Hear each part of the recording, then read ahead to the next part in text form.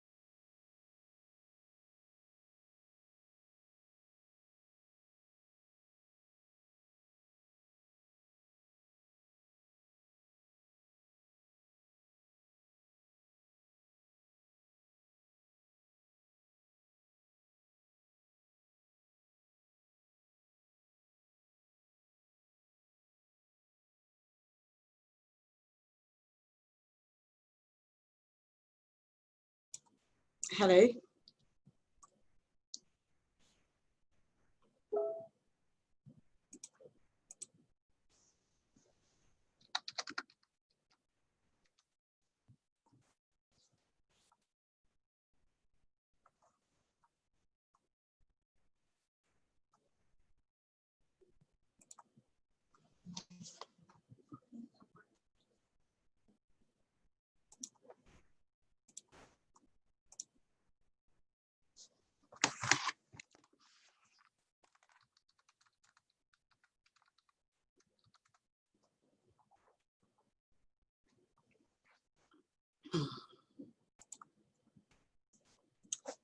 Shall we begin?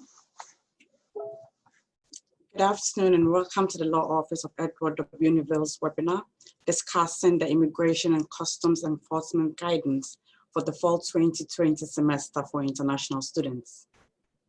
My name is Iris Annan and I am a case manager at the Law Office and I will be your facilitator for today. The law firm has been operating for the past 16 years.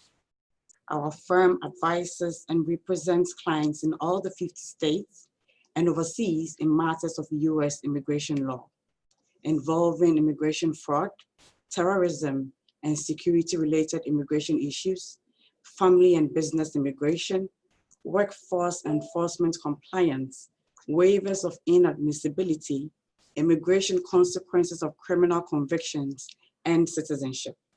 The purpose of today's webinar is to provide some clarity on the July 6, 2020 guidance issued by the government and discuss the possible options available to the students. The speaker for today is the founder and managing attorney of the firm. Mr. Newell is a graduate of Washington and Lee University School of Law. He is an experienced trial lawyer, skilled negotiator, and passionate about immigration law. He is a frequent speaker at immigration legal conferences and is sought after by other immigration attorneys to advise and provide his opinion on the ever-changing immigration law.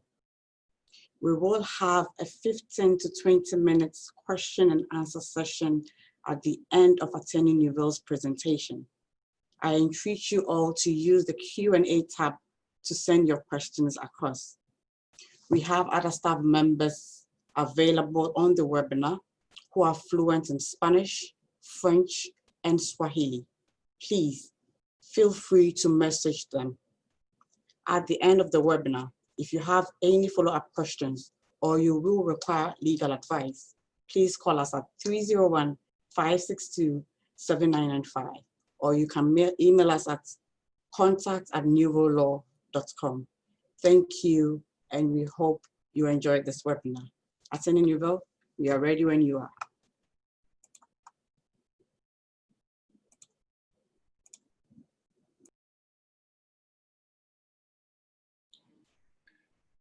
Thank you, Iris. And I may just ask the host to please release the video on my end.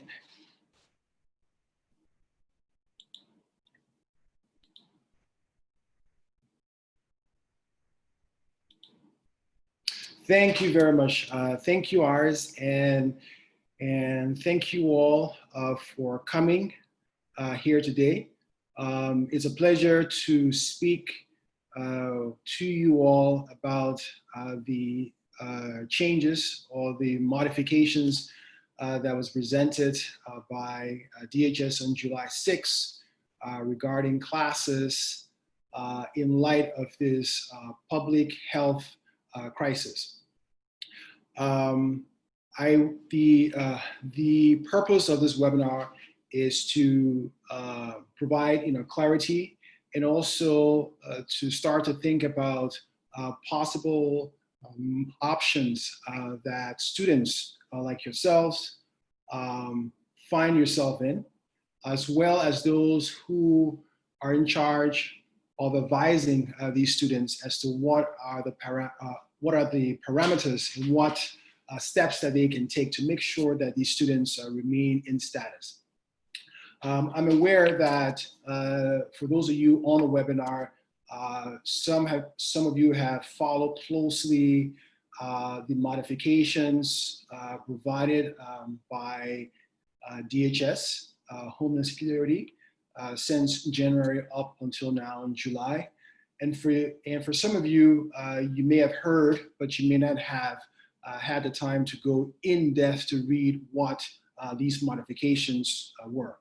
And so I will spend a brief moment just giving you a background on the modifications, what it means, and then move into what is the current state of things now, presently, and close out with what's the big picture, what should you be looking at least from my perspective as a lawyer. Again, there's the chat box. Feel free as I go along to pose questions, and at the end I'll be glad to address those.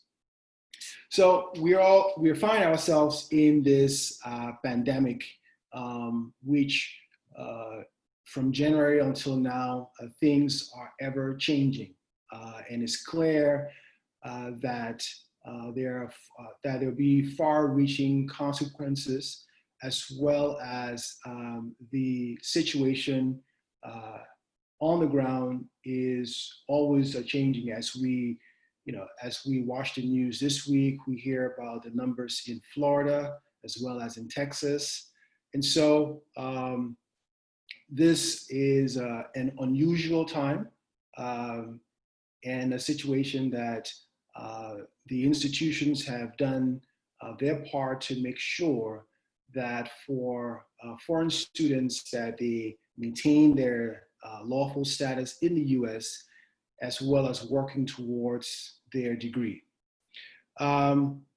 During this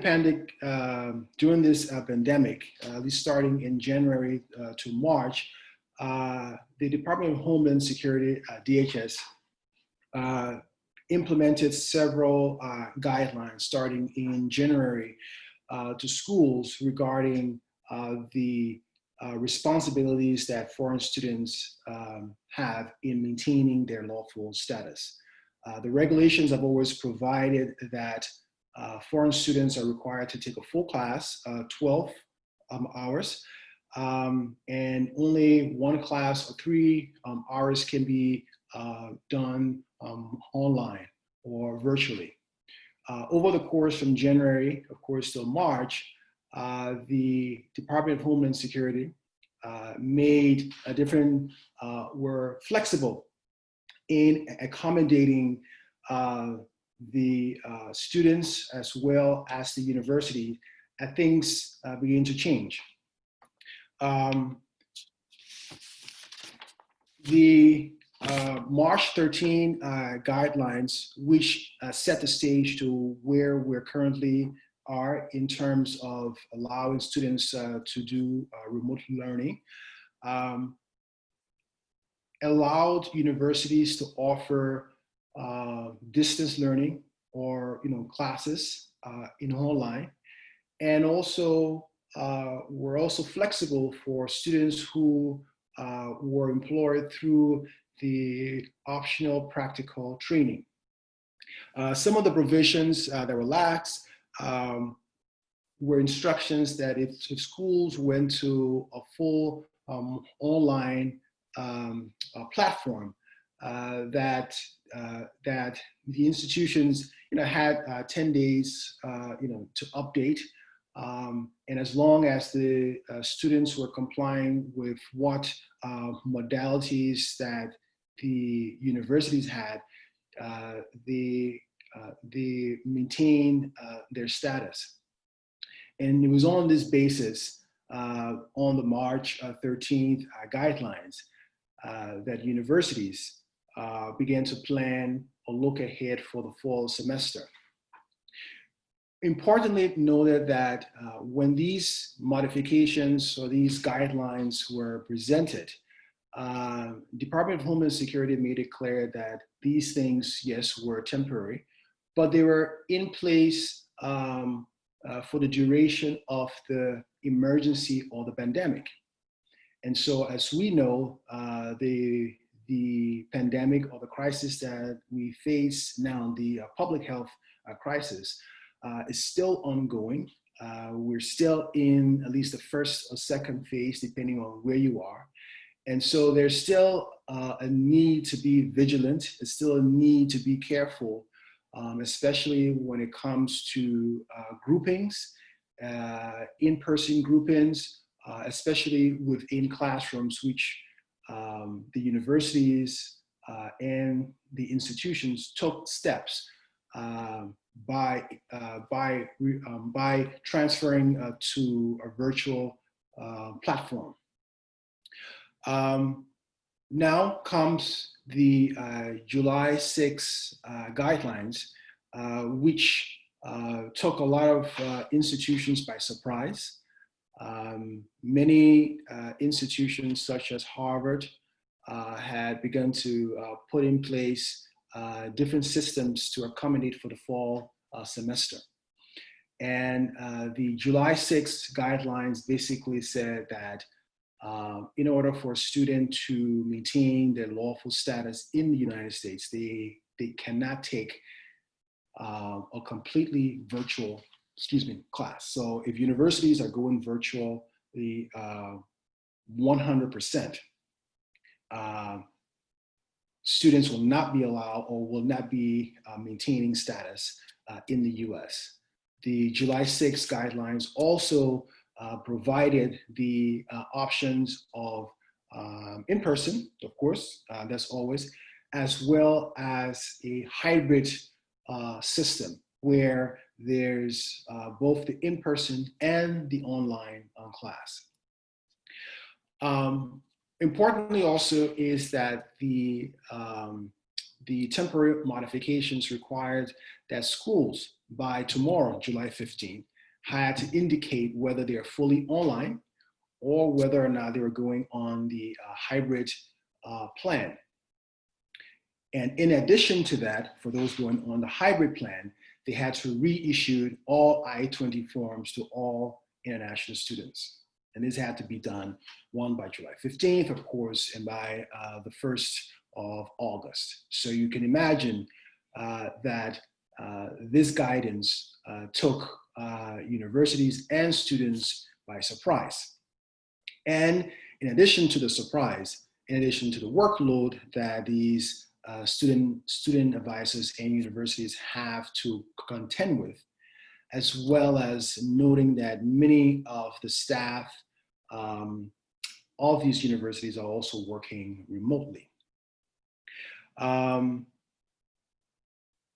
For institutions who are going fully online, students are allowed to leave the US and also complete their studies remotely from their home country. As you can imagine, depending on where you're from, the time zone, that can be extremely hard. One, in terms of making sure that you have a network that works. Depending on which country you are, you may have to incur excessive data charges. And also in terms of the safety of students.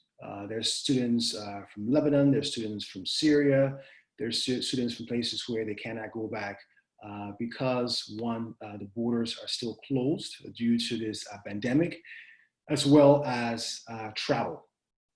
And so here we are, we face ourselves, and the students and the institution face itself, where now they have to look at their international student population, look at what their course schedule looks like for the fall, and work around the modalities of what have been presented to them by ICE, by the Department of Homeland Security.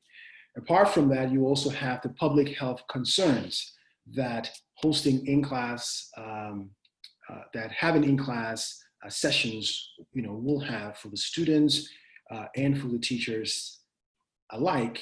And I'll also implement, say that there's also the liability that comes for these universities if their workers or the students are exposed to this disease.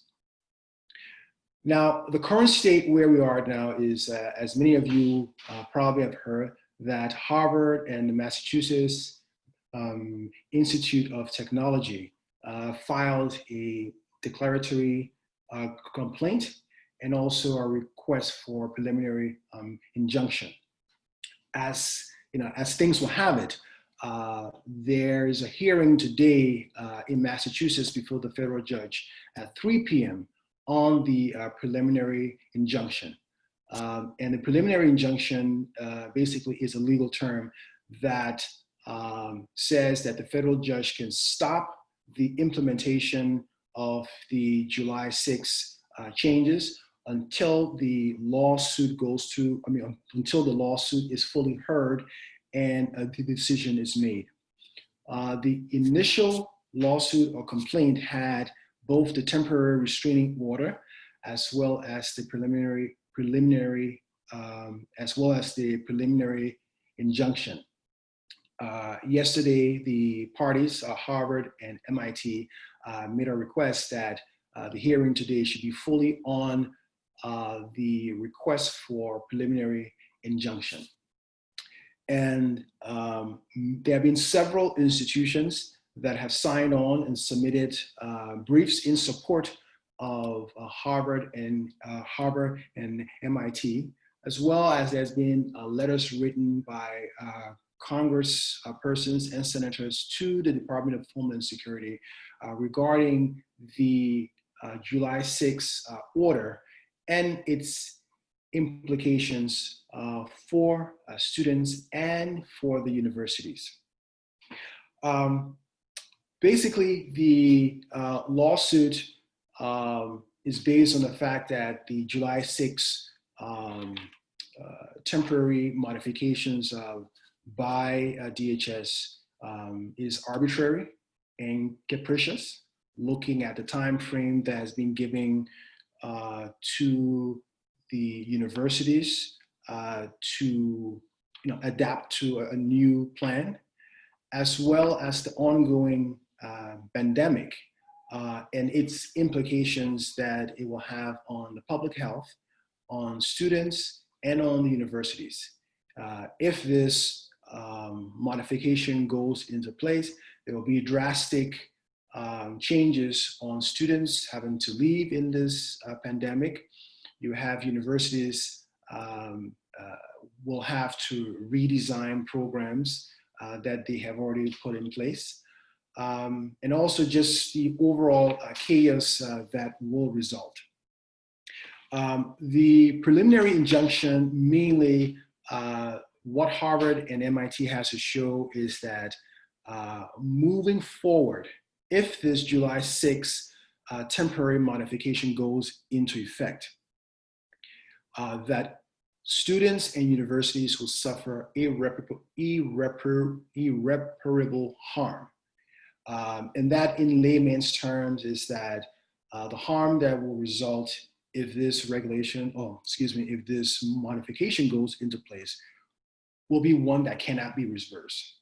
So if come July 15th, 16th, these measures have to be put in, having students leave, students falling out of status, those who can leave being placed into removal or deportation proceedings.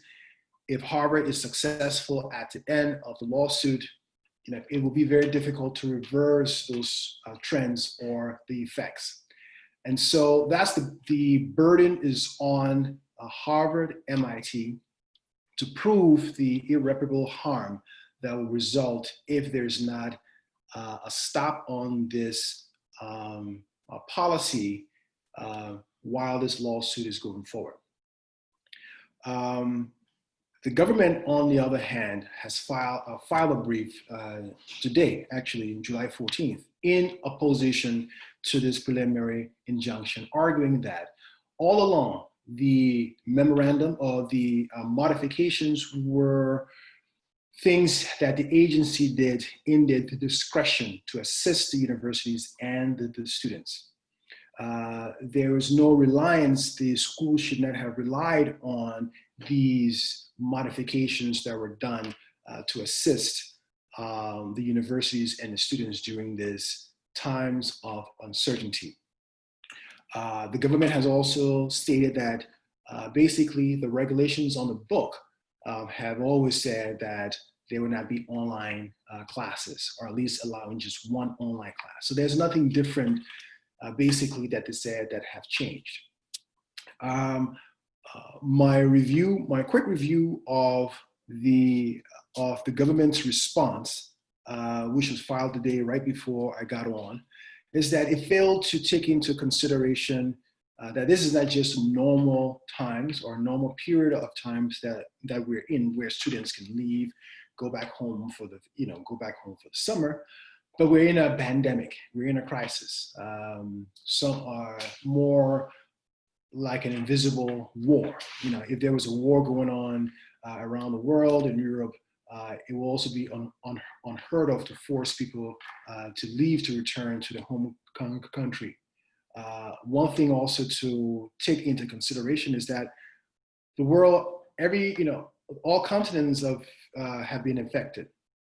And so the government's brief, or at least the government's position, I haven't seen it take into consideration some of the arguments that have been raised by Harvard and MIT as to the public health, as to the current pandemic. But the government's argument is that this is modifications that they did in their discretion. And these things were ongoing, and the message to the universities that these were temporary and they will be there, during the duration of the crisis, which is all fair. But what I did not see from my brief overview of the brief was that taking into consideration that now there's an added burden on the schools, and added reporting burdens in terms of the reissuings of the I-20 forms, by tomorrow being able to inform Department of Homeland Security as to what their positions in terms of online hybrid will be. And, as well as the fact that the universities and many in this nation acknowledge that we are not yet out of the woods when it comes to this public health crisis and pandemic. And so at 3 p.m., the government and Harvard will argue. Interestingly also is that this hearing is a virtual hearing and it will be done by phone. So, I guess looking at it, from one point is that, if the federal judges have seen it fit not to have attorneys appear in person to argue and observe social distance, and they're doing it by telephone, it will be hard pressed for the government to, argue or convince that all is well and that students en masse should be allowed to congregate in classrooms and in school. So we'll see what happens at 3 p.m. A decision should be made. I expect it to be made today. Of course, I'm not the judge, so don't hold me to that. But in light of the reporting deadline as of July 15th, I expect that we will have a decision that will be made. Now, what happens if a stay or if an injunction is granted where the Department of Homeland Security July 6th memorandum is stopped, is basically stayed, is not going to be implemented. Then the schools will proceed with what they had in mind now, or in accordance with the March 6th, guidelines. Ironically, when the July 6th temporary modifications came out, institutions such as Harvard and MIT had rolled out different plans or different formulations for the fall semester, and they were beginning to institute, I guess, a gradual return to school at a phase-in. Some was online, some was a hybrid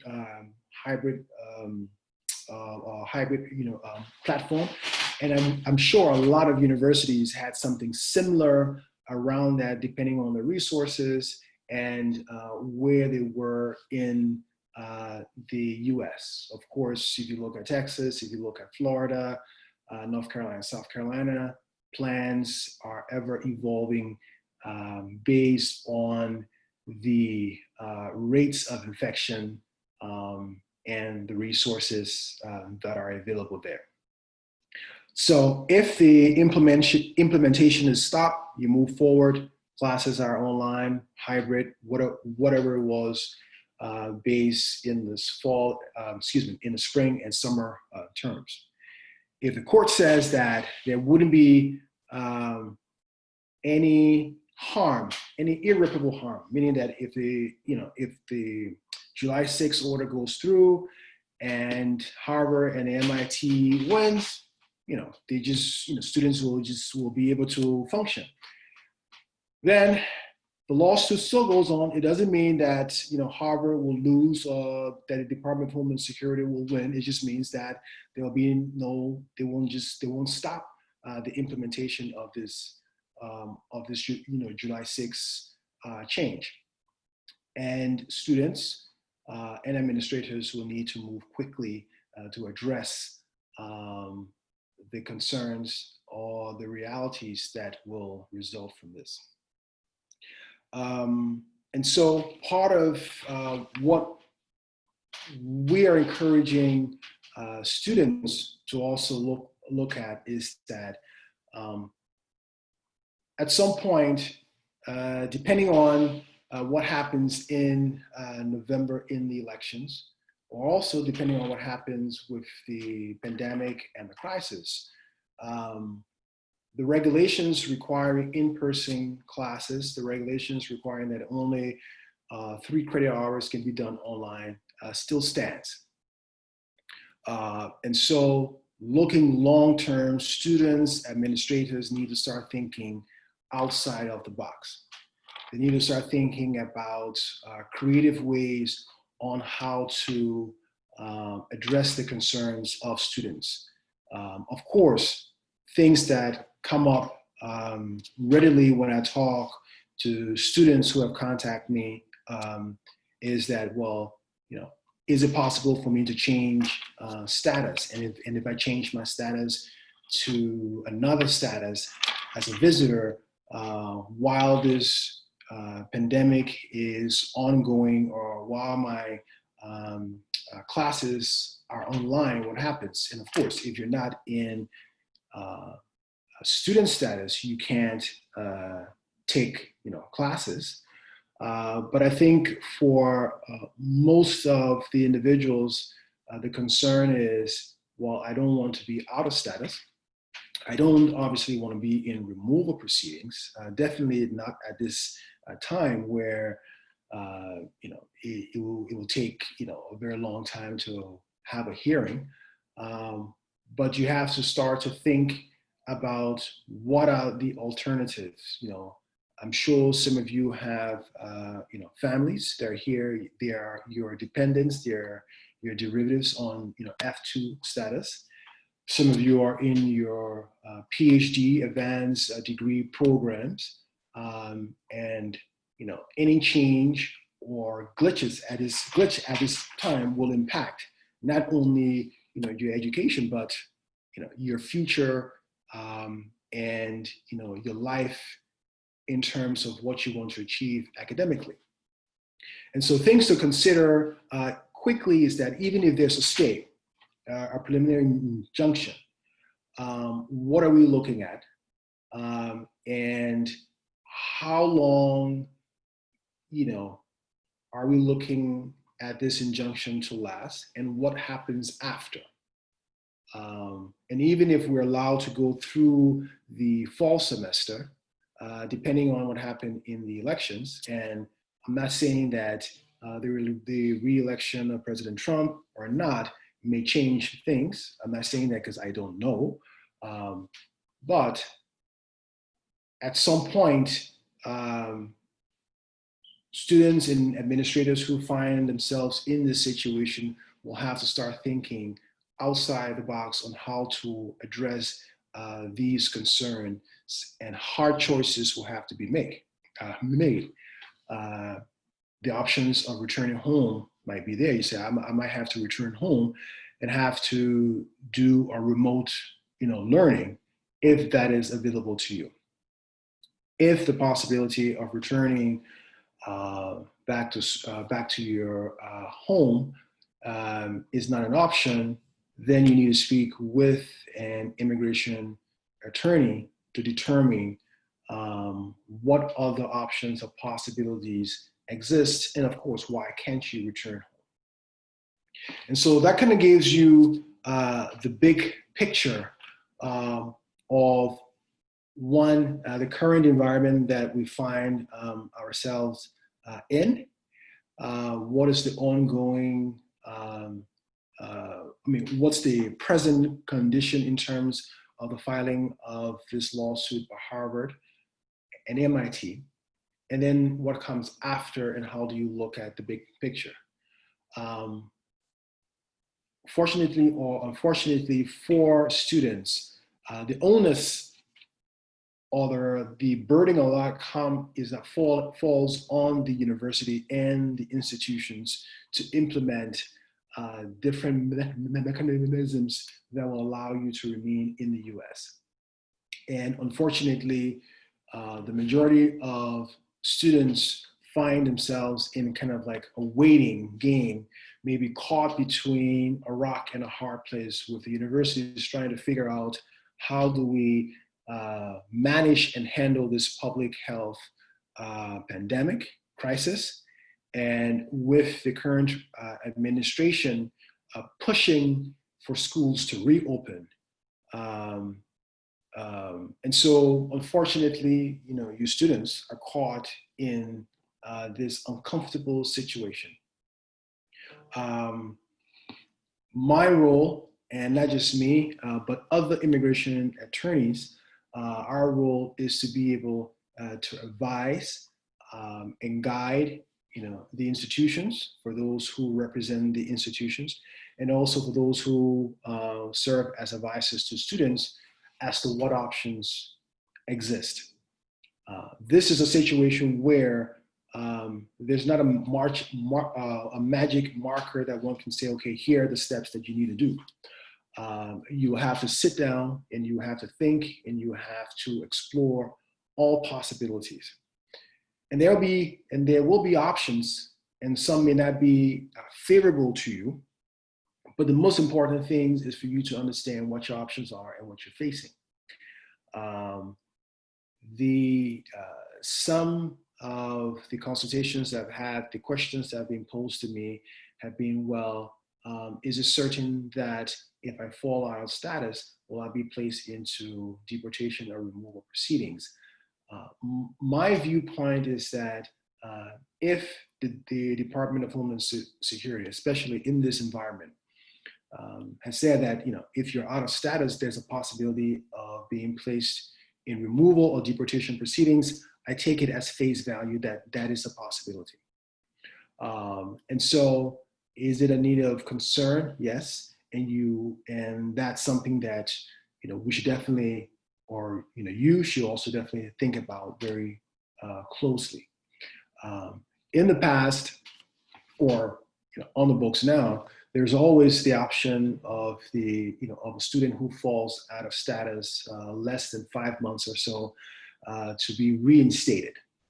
If there's, if they were to prove that it was for financial reasons, or or an unforeseeable hardship, with the recommendation of the school, they could be reinstated into F1 status.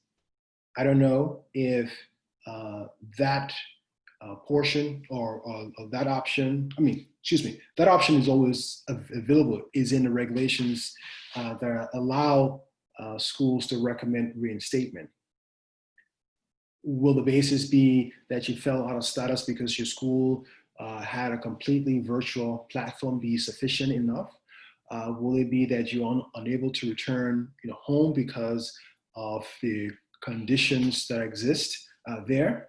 Those are things that will need to be considered. And as you navigate this uncertainty in the pandemic and the legal framework here in the US, that's something that you have to explore completely.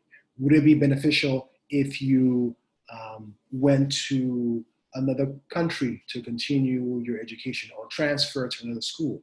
Those would be considerations that one would have to look at closely. And I think universities may need to be flexible as well. Before I end and take and go to the chat, is that there are university systems around the university. I know where I went to school, UNC Chapel Hill, in the University of North Carolina system, you have Duke University, you have UNC, and there might be ways there are ways that students can take classes at another university if those classes are not offered at their institution. Will that be an option if you have a school within the state university system that is online, but then there's another school that offer classes in person? Will that suffice? those are all the things that one will have to think about if you're an international student advisor, maybe, or if you're a student talking to your international student advisor. These are all uncertain and evolving times in the US that will require all parties to think outside of the box and think quickly. So at this point in time, I want to allow enough time that I can answer questions or address those questions. So I'll pause and ask my facilitator, Ms. Anand, if she could open up and see what questions we have.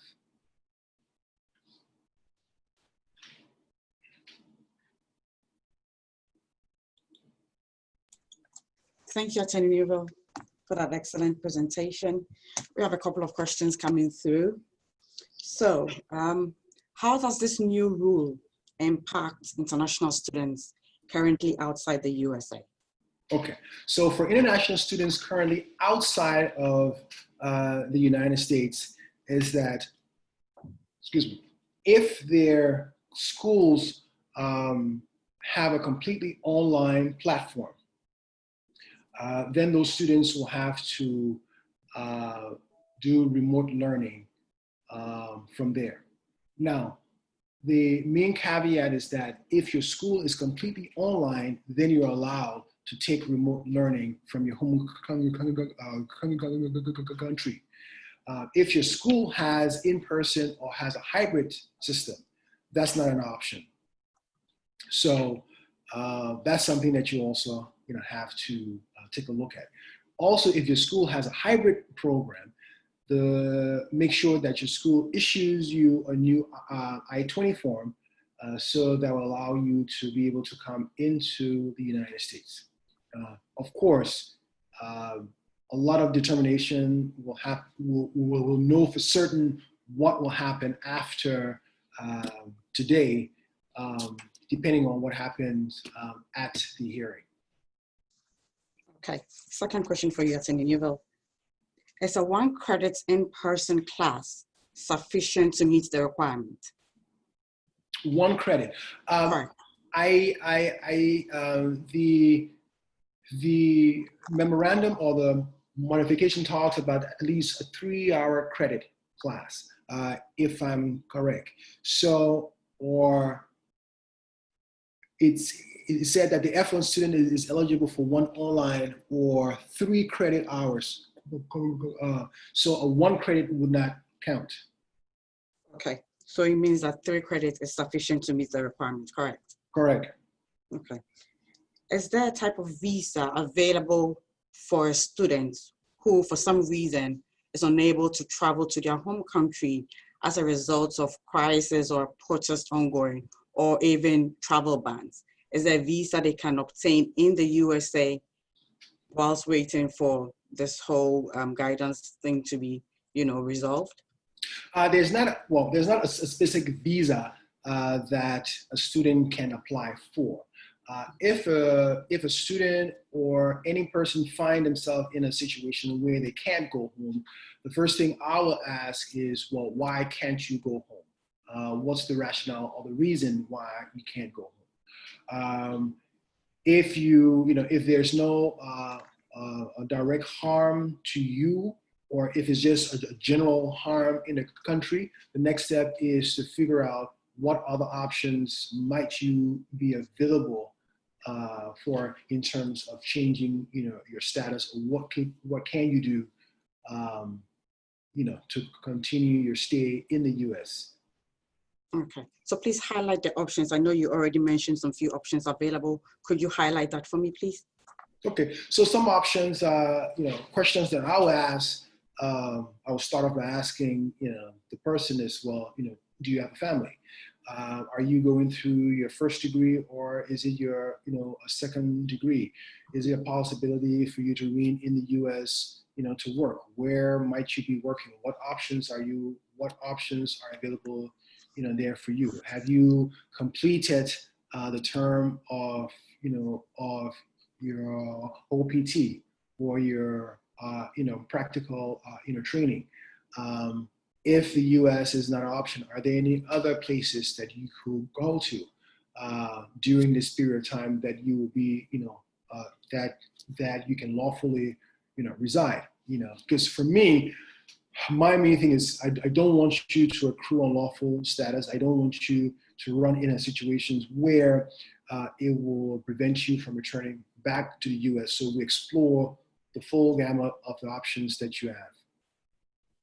Okay. And what happens to a student who fails to leave once the provision takes effect? The students who, and so I guess a student who has full online classes and then fails to leave, well, they will be failing to maintain lawful status in the U.S. Now, the next question I'm sure is, well, how will the Department of Homeland Security know? Is that there's a system, platform called SEVP. I'm sure you guys have heard about it, where the schools have to present and they have to update, they have to provide, whether or not you're in status. And so presumably for students whose status or whose information are not up to date, they could receive a letter from the Department of Homeland Security and placing them in removal proceedings. Could. Okay. So can a student take legal action against ICE, either individually or collectively?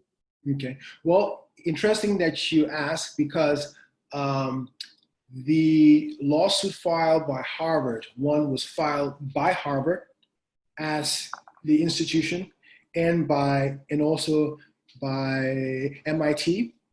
And also they also filed on behalf of the international students. So they're filing on behalf.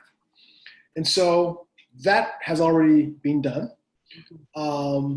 Also interestingly is that in the arguments raised by the Department of Homeland Security is that they argued that Harvard didn't have standing, and standing in the US jurisprudence and legal terms is that before you bring a lawsuit, you have to have an interest in bringing that lawsuit. And so the government is saying that Harvard doesn't have any standing or reason to bring that lawsuit or to challenge it. So presumably to this question, it's like, yes, as a student, you could get a law firm to file a lawsuit asking that that the judge stop this July 6th from moving forward, and also explaining why under the regulations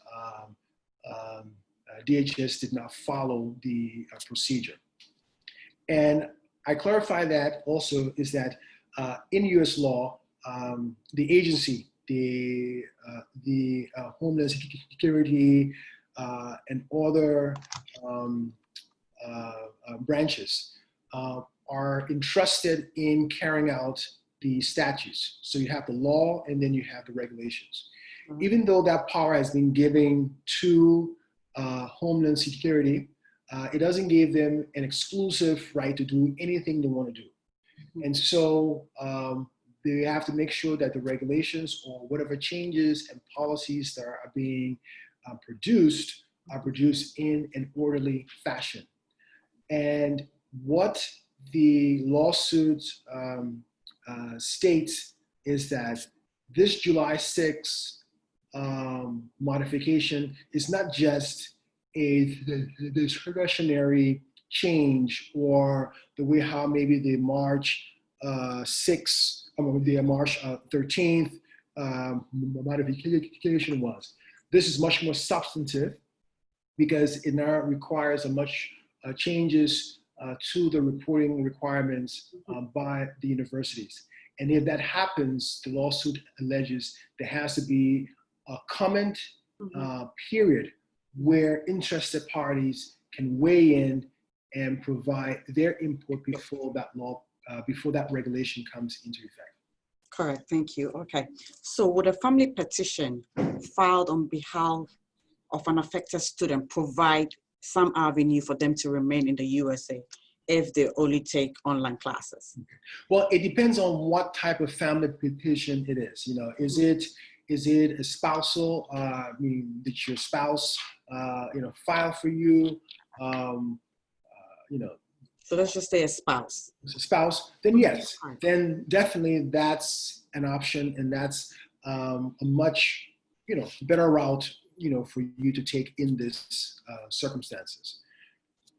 A follow-up to that, considering the processing times, will they be required to leave once this guidance take effect, or they can't stay whilst the family petition is being processed? If it's a spousal petition and you're married to a U.S. citizen, as long as you entered the U.S. lawfully and legally, even if you are out of status, you're allowed to remain in the U.S. and complete the green card process. Okay, correct. So can a student also email the congressional office for assistance? Yes, the students can reach out to the congressional, their congressperson, or the, if you're in a state, yes, you can reach out to the congressperson. As I said, that several congresspersons have written letters to the Department of Homeland Security, raising these same concerns that have been raised by the lawsuit and by you all. And so rest assured that there's a lot of advocacy going on. There have been a lot of university systems, parties who have submitted briefs and legal arguments in support of the lawsuit filed by Harvard.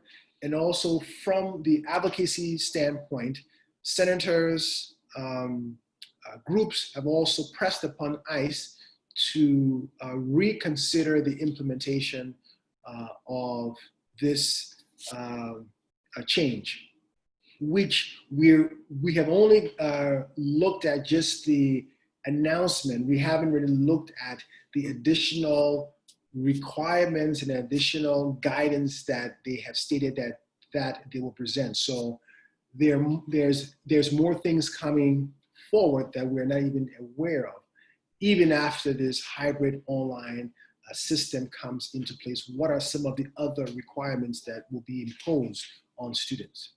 Okay, so I'm speaking about, just to take you back a bit, speaking about their hybrid. Mm-hmm. So if I have a 3 credits online course or a 3 credits in-person class, can I just do one in-person class the whole semester, or is one in-person class, say weekly, daily?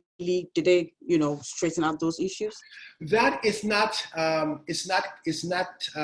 clear, at least from my point when I reviewed the answers or review the temporary modifications. I will assume that if it's a 3 credit hour class, is either 3 times a week, or maybe it meets once for 3 hours, whatever structure that is allowed by the university. Okay, so one final question. What would you advise the universities to do at this time? And then your final thoughts on what students can do whilst the hearing is ongoing this afternoon. What do you advise them to do? Your final thoughts. Well, the universities, especially Harvard, and all the other universities that have filed this lawsuit, I think that's the proper step that was taken to challenge this July 6th change. I think that the universities have gathered around the students to let them know that the proposals that are being put is unfair, and unfair not in the sense that they're just requiring students to leave, or if these are normal times. Like, these are uncertain times.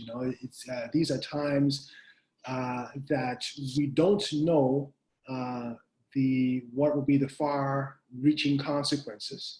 We don't know even how this disease even spreads, And so there's a lot of uncertainty. And I think it has been fully communicated in this lawsuit.